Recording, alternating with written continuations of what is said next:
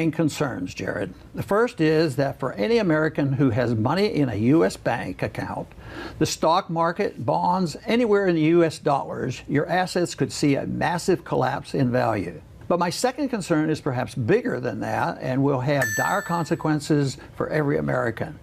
You see, as I said, our government is broke. As a result, they're going to take very desperate and even radical measures that might seem unconstitutional in order to save our financial system. In short, Jared, I believe the government could soon enact what I call financial martial law.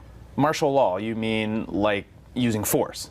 They will try anything they can think of, and I'm sure they'll become creative if they need to be. It just seems crazy. I mean, how could the government get away with that? Most people only know about ordinary martial law, which usually happens after a natural disaster or some kind of riot. For example, after Hurricane Katrina, the government sent in the military and National Guard to certain neighborhoods to keep the peace.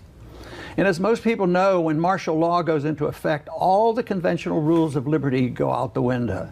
The government sets curfews, decides who's allowed in certain areas, that type of thing. And yes, they use force.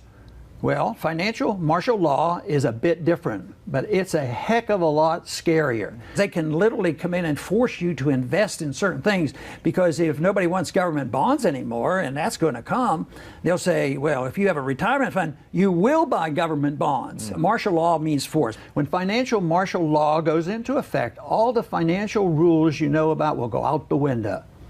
Everything you've earned, saved, invested in, it's all fair game for the U.S. government to seize. You think your money is yours and the government can't touch it? Not anymore. The government is going to embark on a money grab, the likes of which we haven't seen in 50 years. I don't understand. I mean, doesn't something like that completely violate the U.S. Constitution? Jared, if we see a full-blown currency crisis in this country, we will continue to see significant attacks on the Constitution and your liberties.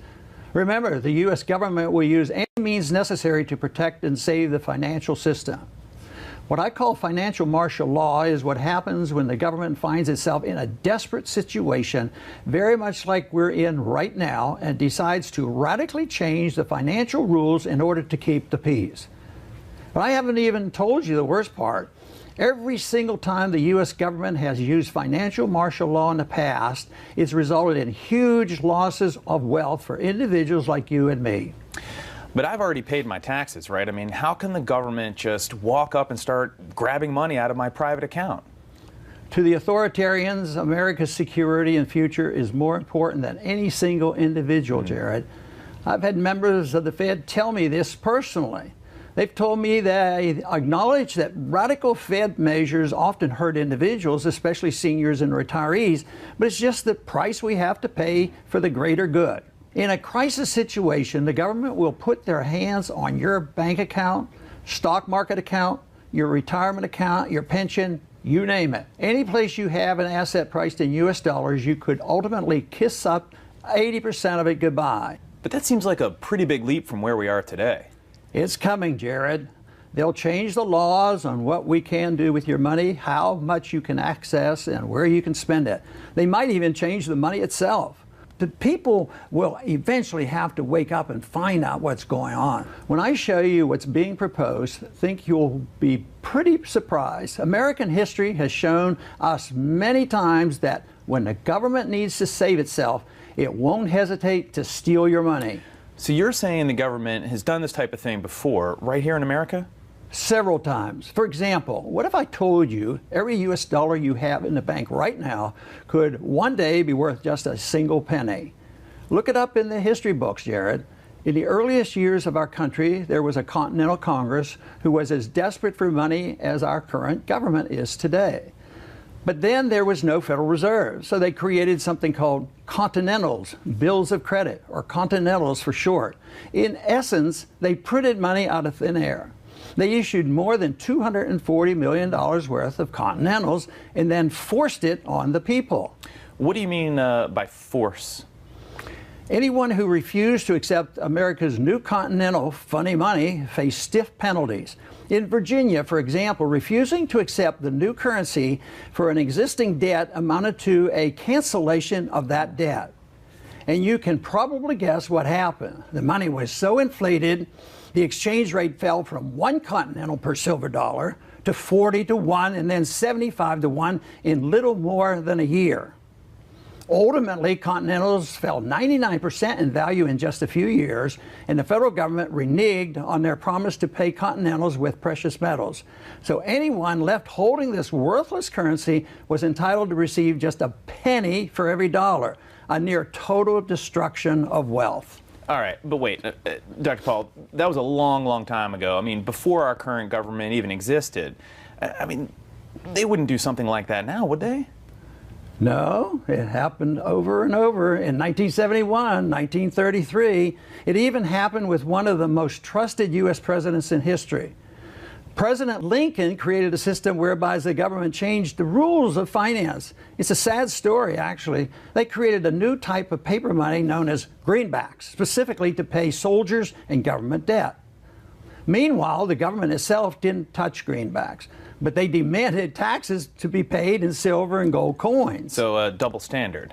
Double standard for sure. And the new money plummeted in value, dropping 66% over several years. It took U.S. soldiers 15 years before they could ultimately redeem their greenbacks for an equivalent value of gold.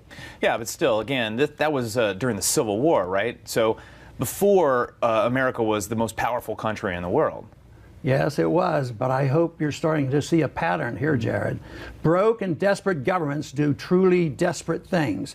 For example, what if I told you the government might put out a recall on your money, forcing you to turn it into federal banking facilities in exchange for something less valuable? I don't know, that sounds something like you would see in China or Russia, but not here. Well, Franklin Delano Roosevelt did exactly that when he gave Americans just 1 month to turn in all their gold bullion, common gold coins, and gold certificates to any member bank of the Federal Reserve System. Is that what actually happened? Look it up in the history books, Jared. 1933. Anyone who failed to comply faced penalties, including forfeiture, fines, and imprisonment. And here's the worst part. Once everyone turned in all their gold, Roosevelt instantly made the dollars they received less valuable. With the stroke of a pen, many Americans lost 41% of their savings overnight. People don't believe anything like this could happen today, but I'm telling you, it's coming. The U.S. government will use financial martial law. So was there anything that people could have done back then to protect themselves? For most people, no. It was a disaster, but some did, sure. There's a famous story of a lawyer named Harold Bareford. For instance, he found a legal way to hold on to and accumulate even more gold during the FDR era. His holdings reportedly sold years later for something like 87 times his money. Okay, so the government destroyed the currency in the 1700s, the 1800s, and then again in the early 1900s. And at each turn, they implemented all kinds of schemes and laws to essentially steal money from regular citizens like you and me. But again, could it really happen? Not only will it happen again, but we're still feeling the effects of the last time it happened with Nixon. Remember, in 1971, when countries around the world lost faith in the dollar, President Nixon changed the rules overnight. He closed the gold window and decreed that dollars were no longer redeemable for gold. Well, fine, but that was 45 years ago. The damage is still being felt. You see, ending the tide to precious metals allowed the government to expand the money supply. And as I've said many times in my career in the House of Representatives, you can't create prosperity by printing money out of thin air. Ever since Nixon changed the rules, the value of the U.S. dollar has plummeted, Jared. Not to mention, it ushered in one of the worst decades in financial history. Inflation soared by more than 100%. Unemployment went above 10%. Stocks fell 40% in a single 18-month period. And the Standard & Poor's 500 fell as much as 45% in the first part of the decade. And interest rates ultimately soared to nearly 20%, which made it very difficult for people to buy new houses or cars. Okay, but what could the government realistically do next? What would financial martial law look like in this day and age? The next step is very simple. They're going to take control of U.S. retirement accounts. It could be one of the biggest encroachments in our nation's history, but I think the chances are great. that the U.S. government will soon target ordinary Americans' retirement accounts and essentially siphon out the money. But how can they do that? That's got to be illegal. Because they act outside the law. Somebody says, would that be unconstitutional? Obviously, well, the monetary system is unconstitutional. They never repaired the part of the Constitution where the founders were emphatic. Only gold and silver can be legal tender. They just totally ignore it. And every time a case like that has gone to the courts, the court always rules on the side of government. It just seems crazy. I mean, how could the government get away with that? Jared, today there's about $23 trillion in U.S. retirement accounts. Suppose the government mandates that all citizens put 1/3 of these accounts into special issue U.S. Treasury securities. Well, lo and behold, that's an instant $7 trillion for the government. There's no way. I mean, you're saying the government can force me to buy worthless Treasury bonds? It's as legal as taxing you. You have to understand that $23 trillion just sitting around in retirement accounts is too much money for a desperate and broke government to ignore. And let me tell you something, if you don't think this can happen right here in America, wake up. It's already being discussed. In 2008, Democrats talked about seizing private retirement accounts and converting them to accounts managed by Social Security. In 2013, the U.S. Consumer Financial Protection Bureau considered helping Americans manage their retirement accounts. And even Forbes.com contributor William Tucker suggested this could lead to forcing Americans to stock their retirement accounts with low-return government bonds. Not to mention, Obama recently introduced his MyRA program, which amounts to an IRA that invests directly in government bonds any reasonable investor on the open market wouldn't touch. I worked in Washington for over 30 years, Jared. Believe me, I know what these people are capable of, and I know how they think. I mean, it just seems incredible that the government would or could invade people's retirement accounts.